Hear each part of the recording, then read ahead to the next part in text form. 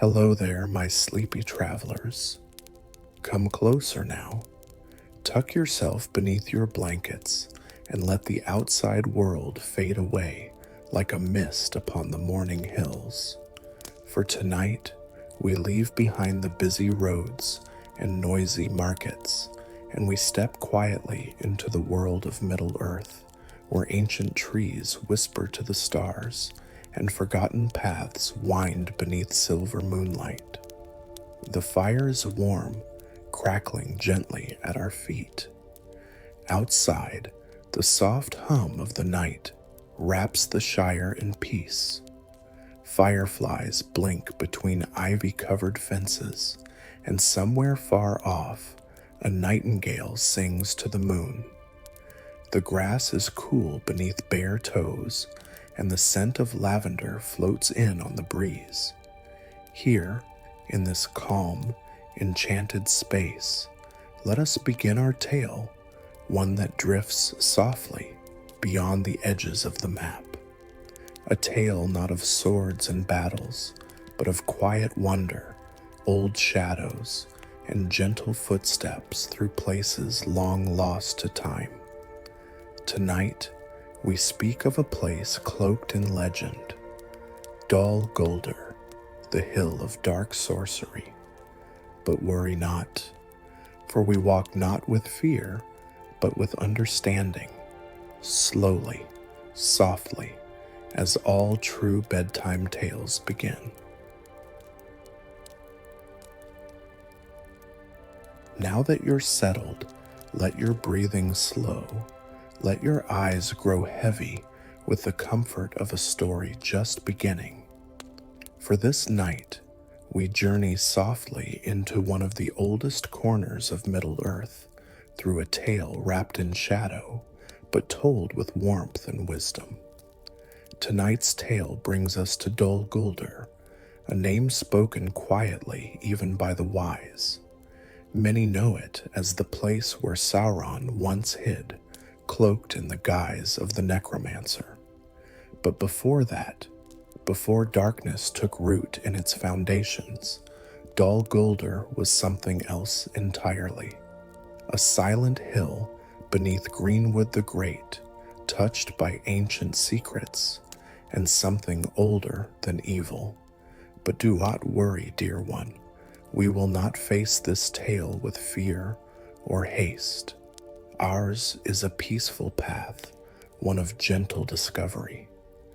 We will walk with a humble wanderer who follows the faintest whispers of magic, quiet messages carried by the breeze through the golden trees of Lothlórien, across the silver streams of Anduin, and into the mists of southern Mirkwood. A journey not to fight, but to listen. There will be glowing runes, memories left in stone, and voices from a time before memory. But each moment will unfold gently, like the soft petals of an Eleanor flower beneath the stars. And with each step deeper into the story, you may feel the hush of ancient forests settle around you, calming, cradling, timeless. So, if you find comfort here, in this calm, curious walk through the lands of lore, I invite you to stay a little longer. If this tale brings warmth to your heart or stillness to your thoughts, feel free to gently tap the heart below, subscribe to these peaceful wanderings, or share this story with a friend who might need a little rest beneath the stars. Now, close your eyes if you like, and let us begin. The story awaits.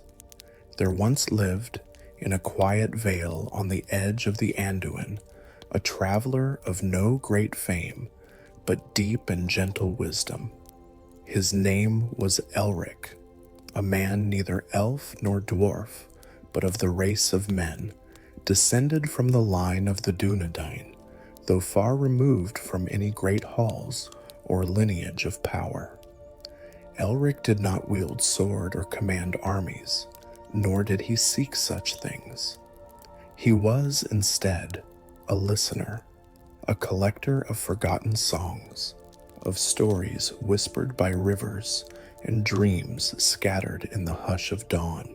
He lived in a small stone cottage, nestled beneath tall birches, where golden leaves rustled like lullabies, and morning mists rose like silken veils from the waters nearby. His hearth was never cold, his shelves filled with tattered scrolls and pine cones and feathers, and little bits of old things that others may have passed by. And each night, as stars wheeled gently overhead, Elric would sit by his fire and write, not with purpose, but with patience, as if transcribing the slow memories of the world itself. But something had begun to change in the rhythms around him. A stillness deeper than sleep had settled upon the woods nearby, not a calm, but a kind of silence that made the birds quiet their songs and the foxes pause mid-step. It was in the way the river sometimes shuddered, or the way the moonlight glinted off his window pane like the shimmer of distant eyes. There were dreams, too, not his own, but dreams that seemed to drift in from elsewhere, like echoing thoughts that did not belong to him. Whispers of a name long buried in shadow, Dol Guldur. Elric had once heard that name spoken by elves in Lothlórien, in tones as soft as snow and as cautious as a candle's flame. He had listened then, quietly, as he always did, and remembered. Now, something in the world, or perhaps in the air around his cottage, was asking him to listen again. But make no mistake, dear one, Elric's path was not one of sword and battle. He was not a hero in the sense of tales and triumphs. His journey would be slow, like the unfolding of dawn. He would follow where the hush led him, step by step, gathering what truths remained in places long abandoned. And as his feet touched the soil of forgotten lands, as old stones greeted him with silence heavy as time, the world itself would begin to speak. In sighs of the forest, in glimmers through mist, in ancient names murmured by wind. The shadow of Dol Guldur still lingered, but so too did the light of those who remembered. Shall we walk with Elric then? Gently, quietly. The tale begins. In the heart of Middle-earth, near the slow-turning waters of the Anduin, and just north of the open woods that whisper of the greenwood, there lived a quiet soul named Elidor. A ranger of no renown and quiet habits, he dwelled not in bustling towns, nor in the courts of elves or men, but in a modest wood cabin nestled beneath the arms of tall beeches, where moss covered the roots and bluebells peeked up through the shaded soil. Each morning, Elidor rose before the light filtered through the canopy. The hush of the forest before dawn was his most cherished companion. He would open his door not with haste, but with care, breathing in the cool scent of damp earth and early dew. The birds had not yet begun their songs, and only the faint trickle of a nearby stream and the distant cry of a wood thrush reminded him he was not alone. His days were simple, like threads woven into a tapestry of peace. He tended a small garden behind his cabin, onions, carrots, and a few rows of herbs passed down in lore by his grandmother. He knew which leaves settled the stomach, which roots could mend a fever, and which to leave untouched, for they were part of older, darker knowledge. He never rushed in his work. His fingers moved with the rhythm of the land itself, slow and steady. By midday, the sun warmed the forest paths, and Elidor would walk beneath the trees. His boots pressed softly into the forest floor, muffled by pine needles and soft moss. He visited ancient oaks, whose roots twisted like the knuckles of sleeping giants, and he'd place his hand against their bark, sometimes whispering forgotten names just to see if the forest remembered. His favorite path led to a low hill crowned with wildflowers and scattered stones, no longer sharp, but worn smooth by time and wind. He would sit there for long stretches, not thinking, not planning, simply listening. The world spoke in breezes and shadows, and Elidor had learned to hear its gentlest voices. As the sun dipped, shadows stretched long across the glade. In the stillness of twilight, he lit his hearth with a single match, not magic nor flint, for he believed the old ways should not be rushed. The fire cracked softly, never roaring. He made tea from dried chamomile and lemongrass, its steam curling like mist into the wooden beams of his home. And yet, something had begun to shift. It began subtly, like a note out of tune in a well-known song. He noticed it first in the birds. The robins and thrushes, which once filled the morning with their jubilant chatter, had become quiet. Not gone, just subdued, their songs seemed hesitant, as if something in the air made them cautious. Then there were the flowers. On the southern edge of his garden, where the sunlight was strongest, a patch of moon lilies bloomed a second time, weeks too early.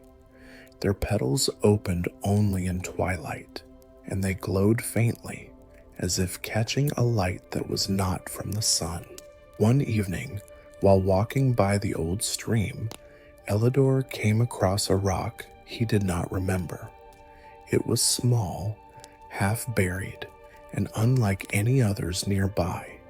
Smooth, dark, and faintly warm to the touch, it bore a single carved line, an arc, like a crescent moon turned on its side.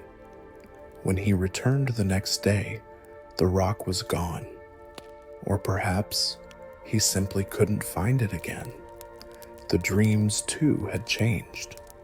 Where once he slept without stir, now his nights were tinged with strange images, fog rolling over black towers, pale lights flickering behind tangled roots, voices whispering words he didn't understand. He woke not afraid, but unsettled, as though the forest had begun to dream with him.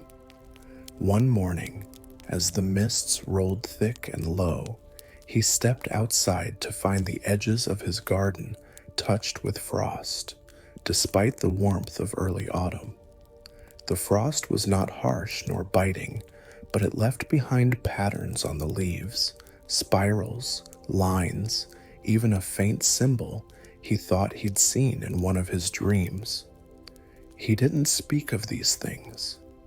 There was no one to tell, and even if there were, Elidor wasn't certain the words would come.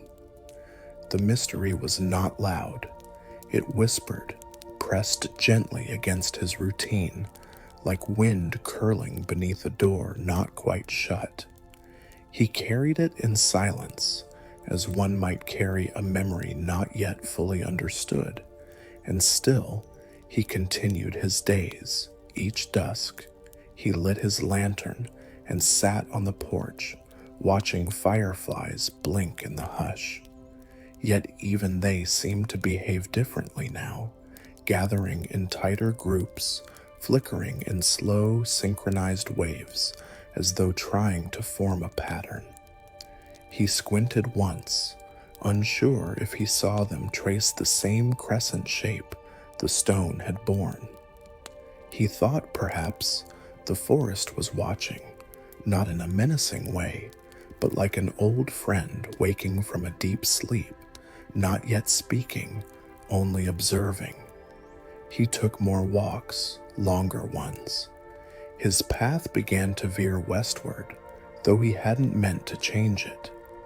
There was an old trail, one he hadn't walked in years, leading through tangled underbrush to a place the villagers once called Thindor's Hollow. No one went there now, not out of fear, but because the memory of it had faded from maps and mouths. Yet Elidor remembered. He remembered standing there as a child, his father's hand firm on his shoulder, looking up at the tangled canopy above the hollow. He remembered carvings on the stones, barely legible, old runes his father could not read. He remembered being told that something had once been built there, but time and trees had reclaimed it. It called to him now, not with urgency, but with stillness. On the final evening of that week, the sky turned a soft gold, and the breeze carried the smell of pine and something else, older, sharper, like smoke long gone cold. Elidor stood in the doorway of his cabin, holding his empty teacup, and the weight of the air pressed gently against him. He knew, without knowing how, that he was meant to go. The mysteries had begun to stir, not as threats, but as questions waiting to be heard. And in the stillness of the forest, the first threads of something ancient, long buried beneath moss, stone, and time, had begun to hum once more. The days that followed carried an odd kind of stillness, one that hummed quietly beneath the usual rhythms of forest life. Elidor continued his peaceful walks and quiet tea-making, yet everything seemed touched by a subtle difference, as though the world had started breathing a second, quieter breath that only he could hear. It began on a late afternoon, when the sky was laced with slow-moving clouds, the color of faded parchment. Elidor had followed the forgotten trail westward, the one leading toward Thindor's Hollow. The old path had almost vanished beneath bramble and root, yet his feet remembered it well enough to find their way without effort. The deeper he walked, the more the air began to shift, not colder, not threatening, just weightier, as though time itself had slowed in this part of the woods. The light dimmed under the trees, though the sun had not yet set. Here, beneath the broad arms of ancient oaks and curling vines, the light was filtered and silvery, like moonlight trapped beneath green glass.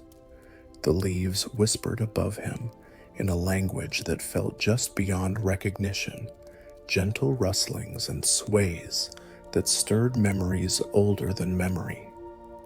And then he saw it, just off the path, nestled between two tree roots, lay a small cluster of stones. They were not arranged in any natural formation.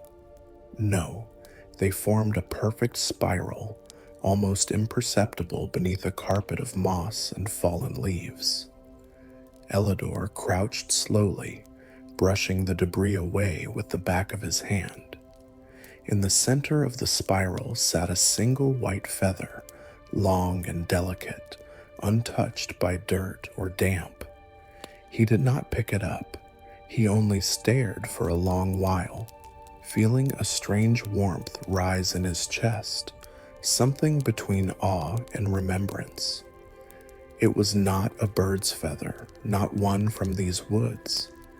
It shimmered faintly, and the air around it felt still, like the hush that comes before an ancient name is spoken. Later that evening, as twilight folded gently over the canopy, Elidor made his way back to his cabin. But the forest seemed to breathe differently now, The trees no longer simply stood, they listened, and the light, oh the light, it flickered in ways it never had before. Fireflies blinked not in random pulses, but in drifting patterns, as if painting runes into the dusk. That night, the wind carried voices, faint and melodic, not in words, but in tones, long, low hums, like a memory sung by the earth itself. Elidor stood on his porch, cup of tea forgotten in his hand, and closed his eyes. The sound felt like it passed through him, not into his ears, but into his very bones. A harmony, a calling. When he opened his eyes again, a pale glow shimmered at the edge of the trees. It was not a torch or a lantern, no flame, no fire. It was as if the mist had taken light into itself and formed a shape, a softly pulsing, silvery wisp that hovered between branches. Curious, Elidor stepped off the porch and followed it, not with fear, but with quiet reverence. The glow moved slowly, almost thoughtfully, leading him deeper into the woods. As he followed, the world around him began to shift. The familiar forest transformed subtly. Trees older and broader than any he'd seen before rose around him, their bark etched with lines that looked not like age, but like script. Streams gurgled with voices, and the air took on the scent of starflowers and ash, sweetness mixed with something ancient and burnt. At a small clearing, the glow stopped. There, nestled between twisted roots, stood a stone arch, broken at the top, half swallowed by vines and time. Elidor had never seen it before, yet it felt known, as though it had once lived in his dreams. He approached slowly, heart steady but breath shallow, and touched the arch's edge. The stone was warm, like skin, not rock, and pulsed faintly under his fingers. A vision stirred, not sharp, not sudden, but soft and drifting, images like memories from someone else's sleep. A tall figure cloaked in black, walking alone beneath these trees. A crown of thorns and shadow, a fortress of smoke rising on a hill shrouded in dusk. And beneath it all, a heartbeat, slow, echoing, distant. He pulled his hand back, not out of fear, but reverence. Whatever this was, it was not of his time, not fully. The world was remembering itself, and he had merely stepped into its dreaming. He did not return home immediately. Instead, Elidor sat at the base of the arch, wrapped in his cloak, and listened to the wind threading through the trees. It sang of sorrow, yes, but also of watching, waiting, and memory. The forest had not forgotten. It had simply been waiting for someone to listen. When he finally stood, the glow had gone, but the air still shimmered faintly, as if something unseen continued to watch with gentle interest. In the days that followed, more signs appeared. A stream he had crossed 100 times now babbled a strange melody when he dipped his fingers in. It sang a tune that felt familiar, though no bard had taught it. He noticed a hollow tree whose bark had cracked in a perfect arc, the same symbol as the stone he once found. And once, while kneeling to gather fallen chestnuts, he unearthed a piece of dark glass, smooth, curved, and unnaturally cold. The moment his fingers closed around it, he felt an echo of a whisper of a name never spoken aloud. He began recording what he saw, not in full sentences, but in sketches and symbols drawn late at night by firelight in his leather-bound journal. Crescent shapes, towers with 3 windows, trees with roots that reached down into stars. He didn't try to understand them. He only preserved them as though keeping them safe for someone else. One night, while walking beneath the moon, Elidor saw a shadow move. Where no wind stirred, it wasn't a creature, not a man, not beast. It stood still, barely outlined against the trees, like darkness had decided to wear a shape for a moment. It didn't approach, it didn't flee. It simply watched, and then, gently, it nodded. Elidor nodded in return, and just like that, it was gone. He felt no fear, only understanding that some boundaries had been crossed, not in violation, but invitation. The world around him was whispering secrets, ancient ones, and he had shown he was willing to listen. The stars seemed to twinkle more brightly after that night. The wind no longer wandered, it carried purpose. Even the animals behaved differently. A silver fox walked with him for a time one morning, padding silently beside him as if drawn by the same questions. It left before midday, disappearing into thickets without a sound, but not before pausing to look at him one last time, its eyes thoughtful and old. Elidor began to sense a pattern. These were not random enchantments, nor tricks of sleep or solitude. They were pieces, scattered truths left behind like breadcrumbs by a world too old to speak plainly, and all of them pointed west. Not west like a map, but west like a memory, toward the misty mountains and beyond, toward shadows that once grew tall and terrible in a place whispered only in the oldest songs. Dol Guldur, a name he had heard only once, long ago, spoken in the hushed tones of a traveling dwarf whose eyes had grown dark at its mention. The name meant Hill of Sorcery, but Elidor did not feel dread. Not yet.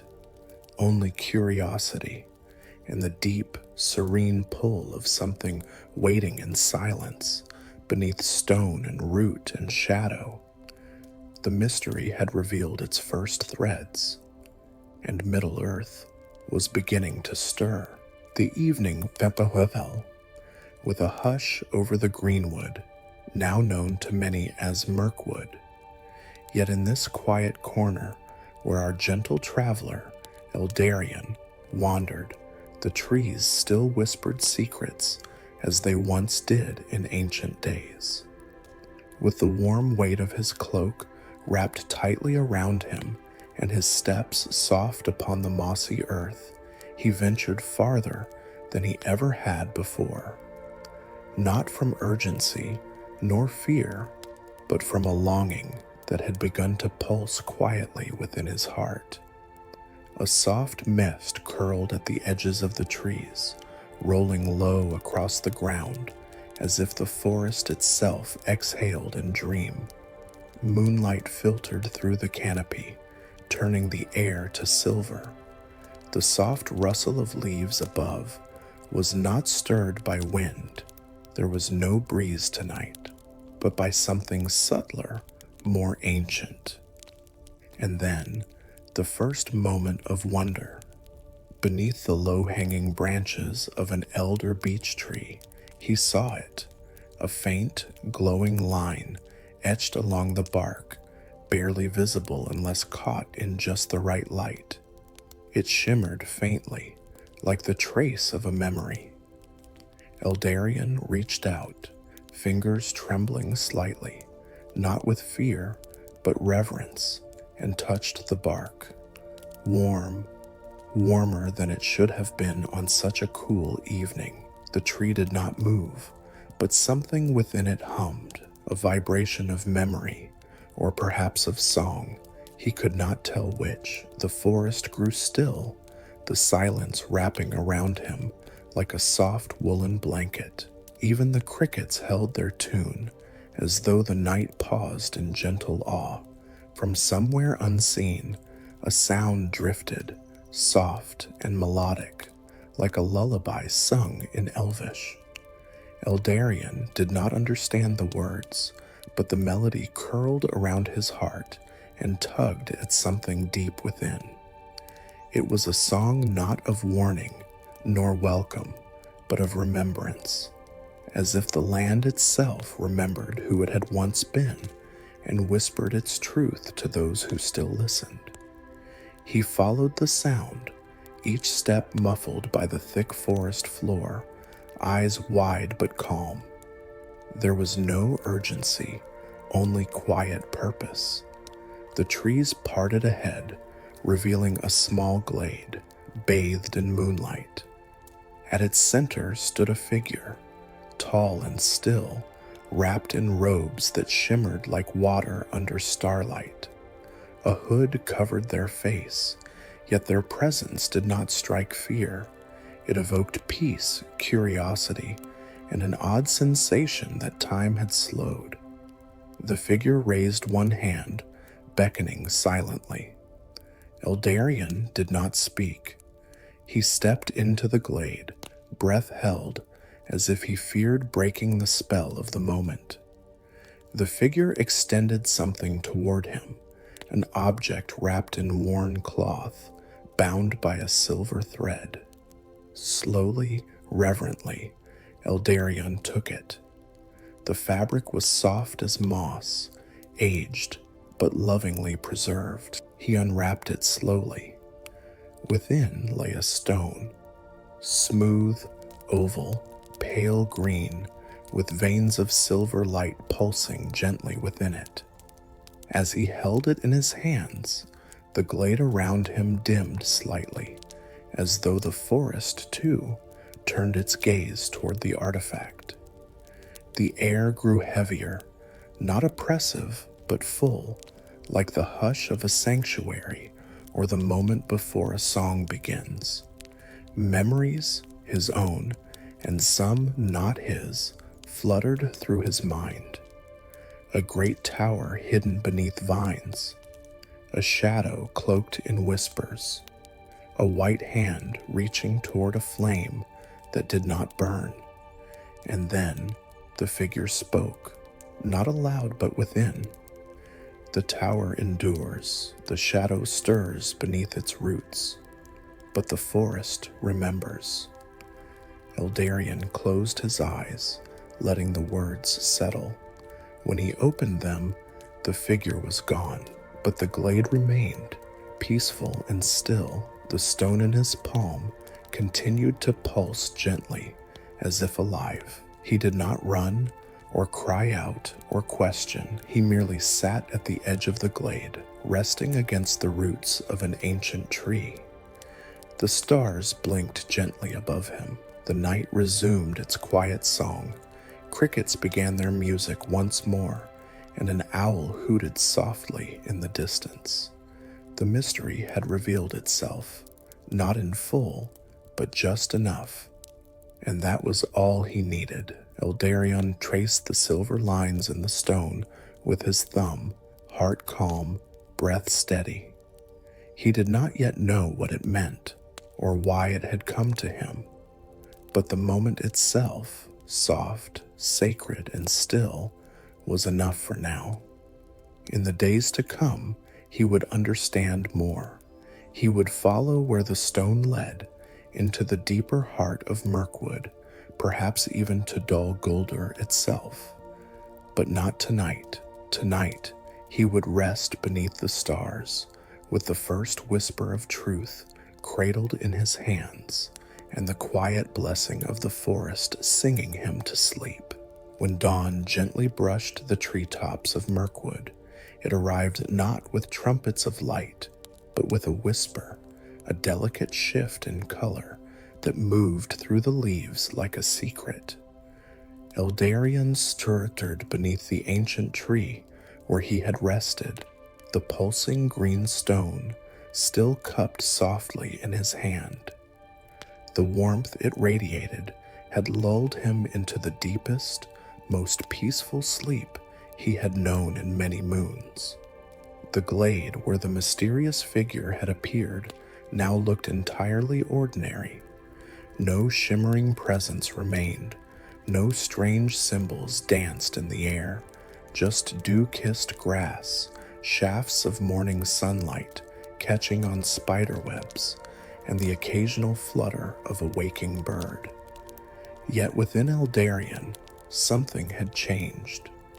He sat up slowly, stretching beneath the tree's massive roots, his cloak falling gently away from his shoulders. The forest remained silent, but not in an empty way. It was the silence of reverence, of something remembered and quietly honored. Eldarien looked again at the stone. Its glow had dimmed in the daylight, though its silvery veins still shimmered faintly. It no longer pulsed like a heartbeat, but instead felt calm, content. As if it, too, were resting, he traced the patterns with his finger, lost in thought. "Why me?" he whispered aloud. His voice, barely above the sound of wind through leaves, felt strange in this place, like language wasn't needed here, but the question remained, soft and unhurried. He had not asked for mystery. He had never sought adventure. His days had been peaceful, his evenings quiet, and his dreams ordinary. Yet now, some part of Middle-earth, some ancient peace, had chosen to reach for him. Eldarien stood and wandered slowly to a rise in the forest, one he had climbed as a child when visiting these woods. The climb was gentle, the mossy path familiar beneath his feet, though now it seemed touched by something more than memory. At the top of the hill, the trees opened, and he could see beyond, past the shadowed woodlands to the distant horizon where the world curved away and the mist hid what lay beyond. To the south and east, far in the distance, lay Dol Guldur. Once it had been Greenwood's crown, a stronghold of the elves, but now it was a place of lingering dread, even long after the shadow had fallen. Many avoided speaking of it, fearing that uttering the name might stir something buried, but Eldarien didn't feel fear, not truly. There was unease, yes, a soft tension in his chest, like the pressure before a storm, but not terror, not panic. It was as though the tower's memory called not to frighten, but to remind. He sat upon the hill, letting his thoughts come gently, like leaves floating down a stream. Perhaps the tower still held secrets, not yet cleansed by time. Perhaps the forest itself had waited for someone who would listen without fear, who would walk softly and observe rather than disturb. He thought of the stories his grandmother used to tell, tales of elves who had sung to the stars and walked barefoot through the woods without breaking even a twig, of rangers who watched from afar and protected the old places, of wizards, gray and white, who walked paths beyond ordinary folk, leaving only whispers in their wake. He wondered if the stone in his hand was part of those stories, if it had once been held by a wizard or buried by an elf fleeing the growing darkness. It felt ancient, older than anything he had touched before, yet alive. A quiet realization dawned on him, soft, and sure as morning. This journey, whatever it might become, was not just about uncovering secrets. It was about remembering. The forest had not forgotten. The stones had not forgotten. Even the shadows in Dol Guldur had not faded completely. And now, something or someone had decided that he should remember too. Not to become a hero, not to wield power, but to bear witness, to keep the stories alive. Eldarion reached into his satchel and removed his small, leather-bound journal. Its pages were worn, but blank. He had always meant to write in it, to record the shapes of leaves or the dreams that clung to him in the morning. Today, at last, he began. He wrote of the glade, of the figure with robes like starlight, of the stone and its hum. He wrote of the hill and the quiet wisdom in the trees. Not hurriedly, not in exacting detail, just as one might hum a lullaby, letting the words flow gently, not fearing perfection. Each word felt like a breath. With every line, the fog within him lifted a little more. The mystery no longer pressed against him with confusion. It cradled him now, like a memory returning home. The morning passed slowly. He sat for hours, watching the way the sun shifted between the trees, listening to birdsong echo through the hills. At one point, a red fox trotted nearby, pausing to observe him with curious amber eyes. It made no sound, only dipped its head once, as if in greeting, and disappeared back into the underbrush. Even the animals knew something had changed. By midday, the warmth of the sun wrapped around him like an old friend. He lay back in the grass, arms folded behind his head, eyes half-lidded, and he thought of the road ahead. He did not yet know if he would walk all the way to Dol Guldur. The path was not drawn clearly, but the seed of journey had taken root, and not just in his steps, but in his heart. He remembered an old Elvish phrase he had once heard, Eldarona melon, I naur lin uva lostad. Wander gently, friend. The fire within you shall not fade. He smiled softly at the memory.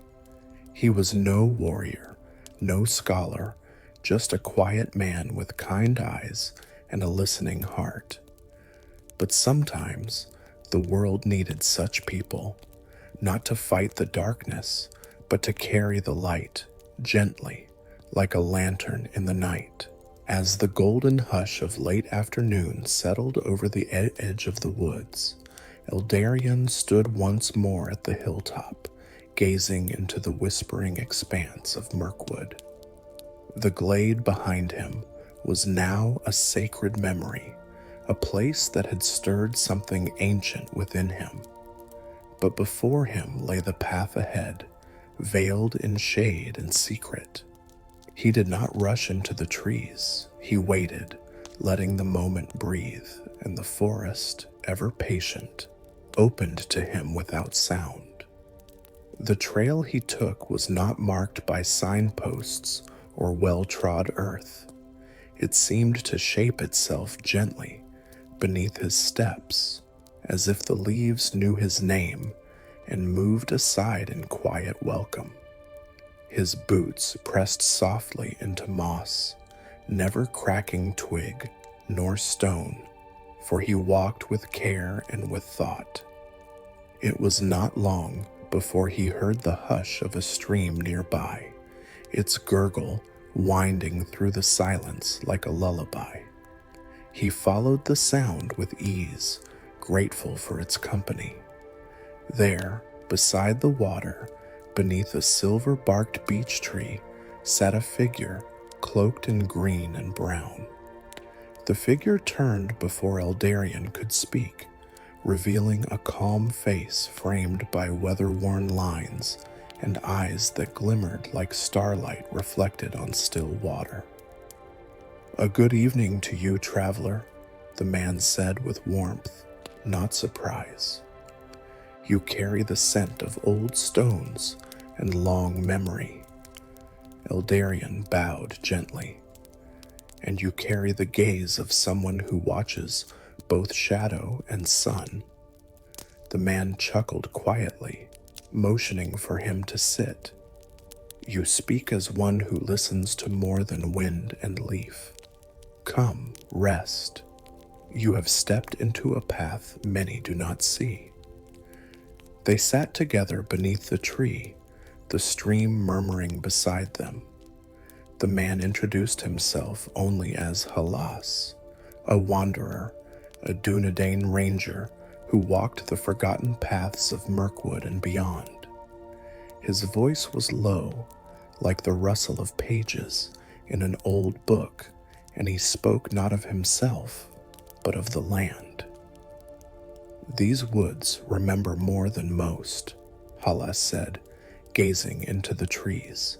"They have seen kings rise and fall, shadows stretch and shrink, but they do not forget kindness, nor those who walk without fire in their hands." Eldarion nodded, and slowly he shared his tale, the glade, the glowing stone, the figure that had appeared like mist in moonlight. Halas listened without interrupting, his eyes soft with thought. When Eldarion finished, the ranger reached into a small pouch at his side and removed a curved piece of carved wood etched with swirling Elvish runes. "This," he said, "was given to me long ago by an elf of Lothlórien, a token of passage. The symbols mean, 'May the forest guard your silence.'" He handed it to Eldarion. "I believe it's yours now." Eldarion accepted it with both hands, overcome by quiet reverence. The wood was warm to the touch, and as he held it, the nearby trees seemed to lean inward just slightly, as if in approval. The two men sat in peaceful silence, watching the water flow past, until the sun dipped low and the air turned cool. "I'll not walk beside you," Halas said gently, "but I will walk before and after. Should you find the path fading, follow the moss. It grows thickest where the old roads lie hidden." And with a nod, he vanished into the trees, leaving only the soft press of footprints in the damp soil. The next morning, Eldarion awoke beneath a canopy of golden leaves. A soft mist hung low, catching the dawn's first light. The forest had shifted again. He could feel it. With Halas's token tucked safely into his cloak, he walked westward, where the stream thinned into a glade lined with tall white stones. Here, the silence grew deeper, not heavy, but sacred. It was here he met her. She stood among the stones like a flame caught in stillness. Her robes shimmered like soft moonlight, and her hair fell like threads of spun silver. Her eyes were ancient, and her presence stirred something deep within the trees themselves. "You are not lost," she said softly, "only wandering towards something you've always known." Eldarion did not speak, only lowered his gaze respectfully. "I am Idril," she said, "of the House of the Hidden Lake." She motioned for him to walk with her, and together they strolled among the stones. "These are markers," she said, "of those who fell in silence, rangers, elves, even beasts of the wild, guardians who held this forest when it teetered between breath and rot." Eldarion traced the runes with his fingers, and they are remembered. They must be, she said, or their sacrifice will have faded with the morning dew. They walked slowly, and Idril shared stories, not of battles, but of songs sung under threat, of laughter shared before darkness, of names spoken only by wind and leaf. She spoke of Dol Guldur not as a fortress, but as a wound that still wept. When the shadow was driven from the tower, the stain did not vanish. It soaked deep beneath root and stone. And now, when the wind turns cold from the east, you can still feel its breath. Eldarion shivered, but not from fear. It was the kind of shiver one feels before hearing a sacred song. Idril handed him a small silver leaf, veined with gold. "It will guide you to the edge of the old road," she whispered. "Beyond that, you must listen, not to words, but to what the trees no longer say." She faded into the mists as gently as she had arrived, leaving behind only the leaf and a strange silence filled with meaning. As evening fell once more, Eldarion made camp beneath a leaning cedar tree. He sat beside a small fire, though it burned low and gave more light than heat. He thought of Hollis and Idril, two travelers of different kinds, yet bound by memory and reverence for the land. In the quiet flicker of the flame, he began to see his journey not as a quest, but as an invitation, a soft calling to listen more deeply, to honor the stories buried beneath stone and bark. He opened his journal once more and wrote, "Today I did not find a map.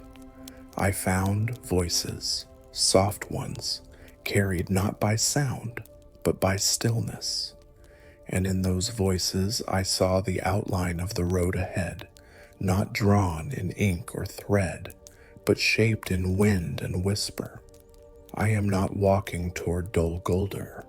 I am walking into memory." The stars had bloomed gently into the sky, one by one, as if the heavens were lighting candles for those who wandered below. Eldarion sat near the edge of a shallow glade, cradled in the hush of the ancient forest. Above him, the boughs of oaks arched like the ribs of a great cathedral, their leaves sighing quietly in the night wind. His fire crackled softly, throwing golden light upon the mossy stones and whispering trees. He was not alone. Beside him, a gentle presence stirred, a tall, robed figure with hair like dusk and a voice that moved like water over stones. It was Idril again, the elven woman of the glade, who had returned not to guide, but to share. She sat across the fire, her eyes reflecting its flicker like twin moons. Around them, the forest listened. Even the birds had fallen silent, as if awaiting something sacred. "Would you like to hear a tale?"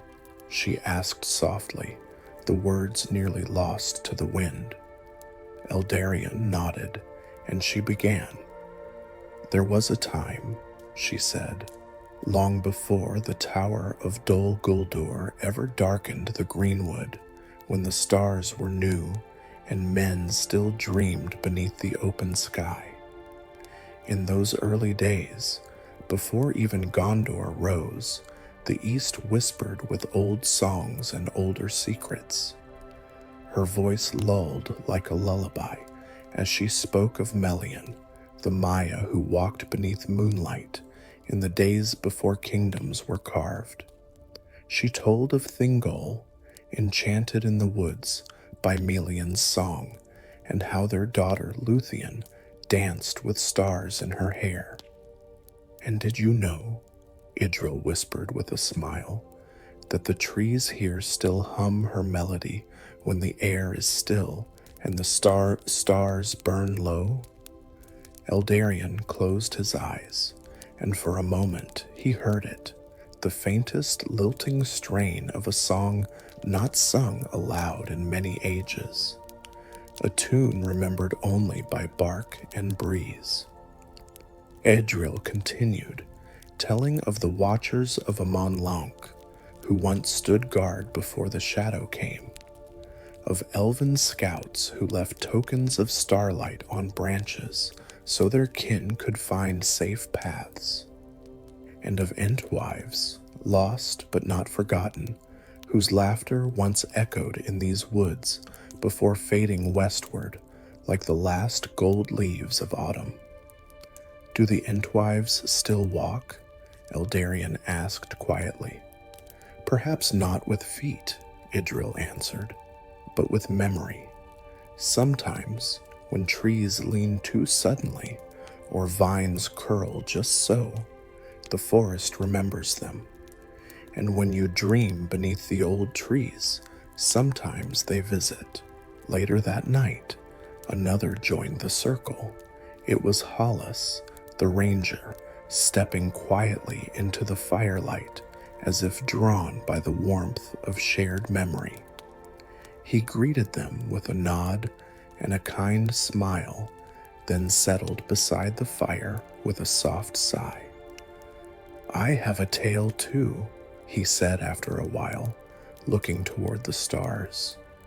A mortal tale, less graceful than the elves perhaps, but still worth the telling. They listened in silence as Hollis spoke of the ghosts of Erigion, wandering shades who once forged rings of power, their souls tethered not by evil, but by longing for craft, for creation, for the beauty of what once was. They say, he murmured, on still nights their hammers echo softly in the breeze, not in sorrow, but in memory. They remember the shape of joy. Idril nodded. Memory is its own kind of magic. Together, the three of them stared into the fire, where the flames seemed to twist into shapes, glimpses of tall ships sailing into the west, of forests blooming where once there was ash, and of starlit roads leading beyond the veil of time. Eldarion leaned back and looked to the sky. The stars overhead shimmered like ancient runes, cast upon velvet by unseen hands. He remembered tales from his childhood, Elbereth Gilthoniel, the star kindler, whose name still carried weight even in whispered prayers. He whispered it now beneath his breath, and the stars seemed to shimmer brighter in answer. Elbereth, he murmured, you who kindled the silver fires. Idril joined him in a soft elvish song, a hymn not of worship, but of remembrance, a song sung when elves looked west and felt the seas calling deep in their hearts. Halas, though he did not know the words, hummed along, his baritone grounding the melody like earth beneath water. The song faded naturally, returning the night to stillness. They spoke no more for a time. The fire dimmed to quiet embers, and the forest returned to a hush as if tucking itself in for sleep. Eldarion stirred at last. All these stories, Entwives, lost smiths, singing trees, they feel like fragments of one great tale. But why do they come now? Idril looked at him, her gaze as steady as moonlight on still water. Because you are listening, she said. The stories are always here, but only those who walk slowly enough, who sit still long enough, who breathe deeply enough, only they hear them. Hollis added, and sometimes, when you are quiet, the stories speak back. Before the fire was fully out, Idril handed Eldarion a folded piece of parchment. Its edges were lined with golden thread, and though she said nothing, he understood. He tucked it into his cloak and stood. Halas clasped his arm in farewell. There's a trail beyond the northern grove. The earth remembers your footsteps now. It will guide you. Idril smiled softly, and when you see the tower, do not fear. Dol Guldur is more than shadow. It is memory held in stone. You must decide what story it tells you. And with that, they each faded into the darkness, not vanishing, but simply becoming one with the night. Eldarion remained beneath the stars for some time. He sat upon a mossy stone and looked upward, letting the silver lights wrap around his soul like a familiar cloak. The forest exhaled. The trees sighed. Somewhere in the distance, an owl called out, a sound not of warning, but of watchfulness, and the stories whispered on. He unrolled the parchment Idril had given him. Upon it was no map, no riddle, no command. Only a single line, written in ink that shimmered faintly like starlight. The road west is not always one of distance. Sometimes it is a journey of remembering. Eldarion smiled, then closed his eyes. The fire's last glow warmed his face, and the stories he'd heard cradled him into sleep. Old tales kept alive beneath the stars, passed softly from soul to soul, as they had been since the first light touched the hills of Arda. By the time the sun had risen once more, pale and golden behind a veil of silver mist, Eldarion had left the glade behind. He walked slowly, with the hush of night still clinging gently to his cloak, and the warmth of the firelight stories folded deep in his thoughts. His path took him northward now, where the trees grew thicker, older, and quieter, as if they too held their breath for what lay ahead. The grove Idril had spoken of welcomed him with a hush so complete, even his softest footfalls felt loud. This was not the greenwood of birdsong or breeze. This was a place that remembered something ancient, something buried, and then he saw it. Just beyond the thick brambles and leaning oaks, it rose like a shadow in stone. Dol Guldur, not the fearsome stronghold told of in dark tales, not the seat of Sauron's cruel will. No, this was a ruin, silent, broken, covered in ivy that spilled down its crumbling walls like tears from time. A single black tower still stood, leaning slightly as if weary from centuries of remembering. Around it stretched shattered stone, collapsed archways, and a faint outline of paths that once bore the boots of orcs, wraiths, and darker things still. But here, in the light of day, it did not feel evil. It felt lonely, as though the fortress itself had spent long years waiting for someone to see it, not as a wound, but as a scar. Something that had hurt deeply, but had healed in silence. Eldarion stood still for a long while. He could feel it, a breath beneath the earth, an echo beneath the soil, not of darkness, of memory. He stepped into the outer courtyard, where weeds had grown thick between stones once laid by enslaved hands. Moss blanketed broken spears, and flowers had crept into crevices where swords once clashed.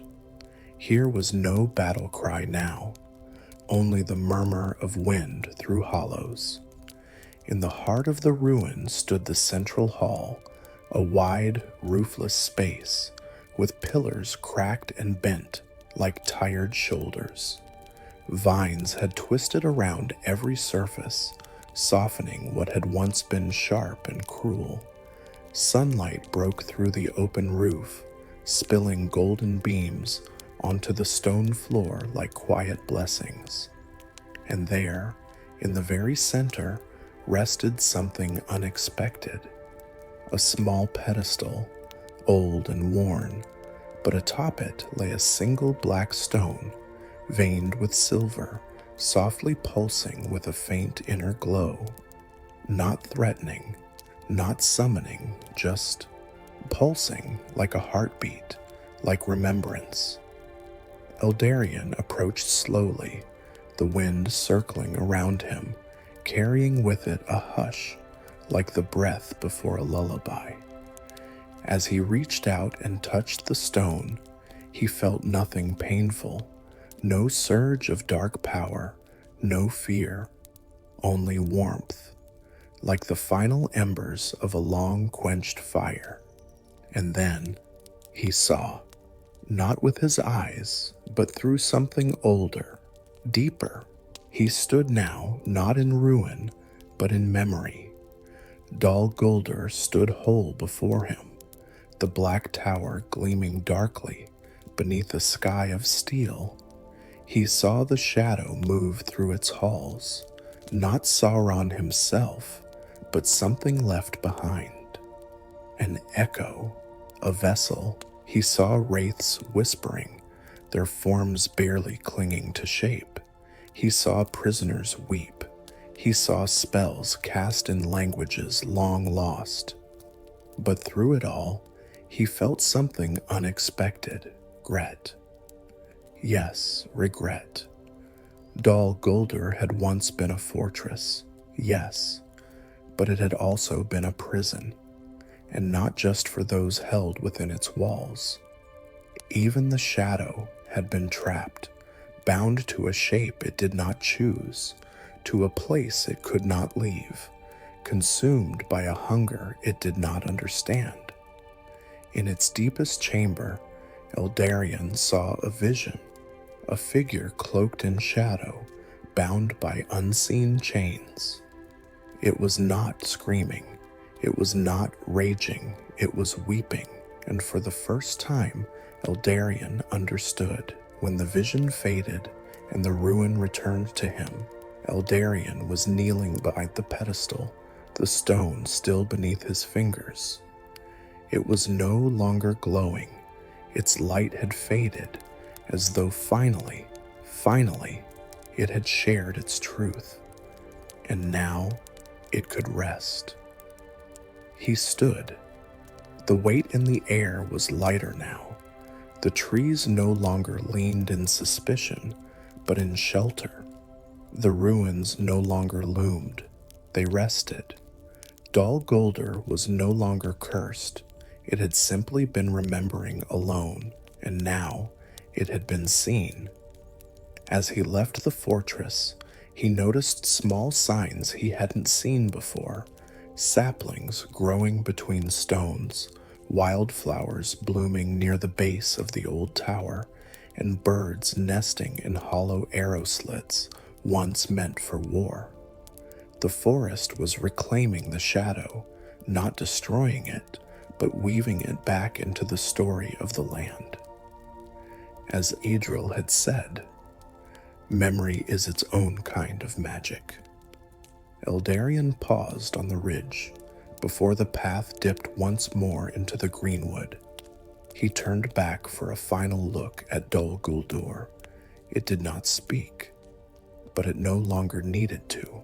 That night, he made camp near a shallow stream, its waters trickling with a song older than language. He lit no fire. Instead, he watched the stars. Above him, the sky was scattered with silver. Elbereth's light shimmered clearly now, no longer dimmed by shadow. He traced the constellations with tired eyes. Menelvagar, the swordsman of the sky, Wilwarin, the butterfly, Telumandil, the lover of the heavens, all stories, all pieces of memory, and he knew now that his journey had not been about defeating darkness, nor even uncovering secrets. It had been about witnessing, about letting the forgotten be remembered, letting the hurt be seen, and in doing so, letting it finally rest. As sleep crept over him, soft and sure, he whispered not to himself, but to the stars, to the forest, and perhaps to Dol Guldur itself. "You are not forgotten," and the wind answered gently, not with words, but with peace. "Hello again, my sleepy fellow, you've come a long way."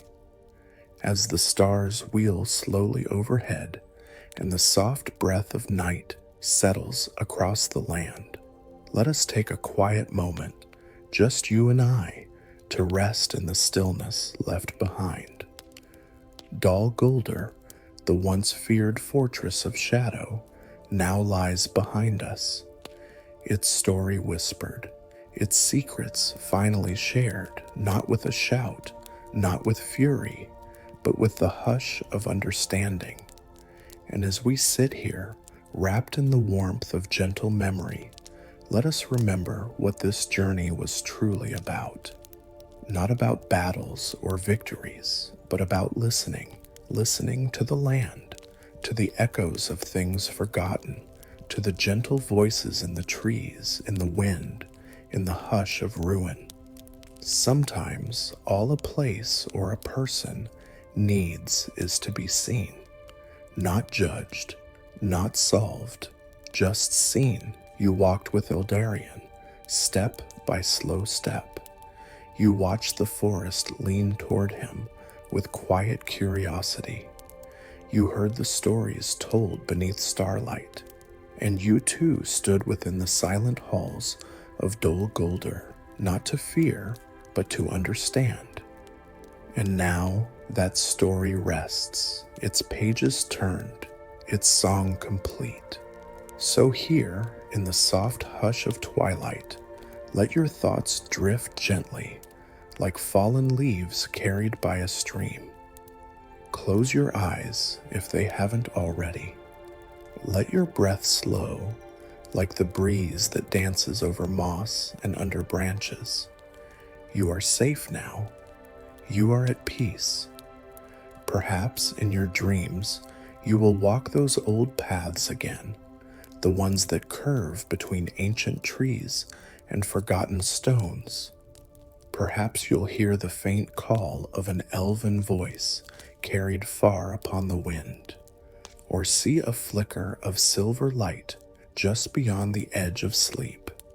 And if you do, know that it is Middle-earth welcoming you once more, not with grandeur or glory, but with something far more precious, with quiet, with belonging, with rest. So sleep well, my dear traveler, sleep long and gently. The world is watching over you now, and the stars are holding your story close. Good night, and may the west wind carry you to peaceful dreams.